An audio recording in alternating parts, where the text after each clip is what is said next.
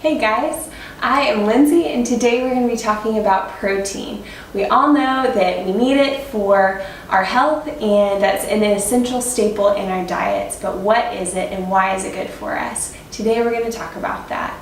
So our bodies are built up of protein and they function in a variety of ways. So they help build muscle, they help with tissue repair, and just proper organ functioning, as well as when we are ill, they help with recovery.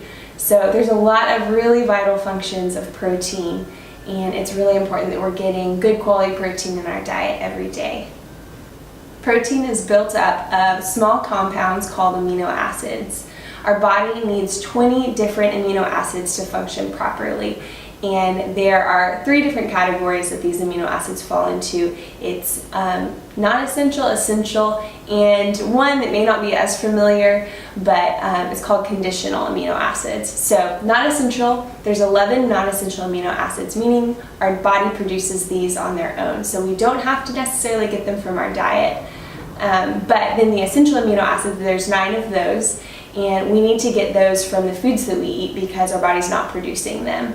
And then the conditional amino acids, they are actually when our body is in a state of illness or stress. There are some, typically they're non-essential amino acids that our body isn't able to produce during those times during stress and illness that we are going to want to get from our diet. So just something to be kind of aware of. Foods that have protein in them fall into 2 different categories. They're going to be your incomplete proteins and your complete proteins. The incomplete proteins are going to have some of the essential amino acids, but they're not going to have all 9. So some of these fall into more of the plant-based, like nuts and seeds, beans and legumes. That's going to be, any kind of plant-based typically is going to be an incomplete protein. So complete proteins are going to have all those 9 essential amino acids.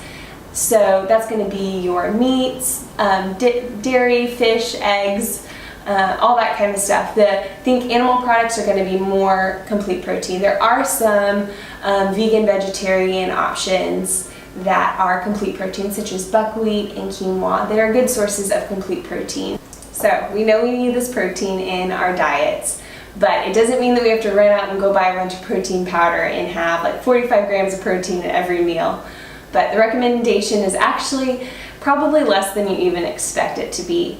But so for an example is for a person who is sedentary, so somebody that doesn't exercise at all, they're going to, a typical requirement would be, or recommendation would be to have 0.8 grams of protein per kilogram of weight. So a little math for you. So if there's a person who weighs 150 pounds, that's going to be about 68 kilograms of weight. So you're going to multiply that times 0.8 and they're going to need about 55 grams of protein a day. It's probably less than you thought, but the more active you are, the more protein you're going to need. So if you're an individual who, exercises once or twice, you're probably going to want more of 1 to 1.2 grams of protein per kilogram.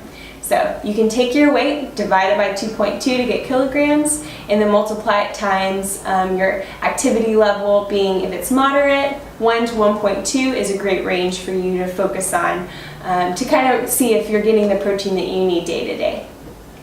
Alright guys, that's all that I have for today. I hope that this information was helpful for you. I'm so glad that you stopped by. If you have any thoughts or comments, I would love to continue this conversation and just comment down below. And if you like the video, give it a thumbs up and hit that subscribe button. And I hope to see you on the next video.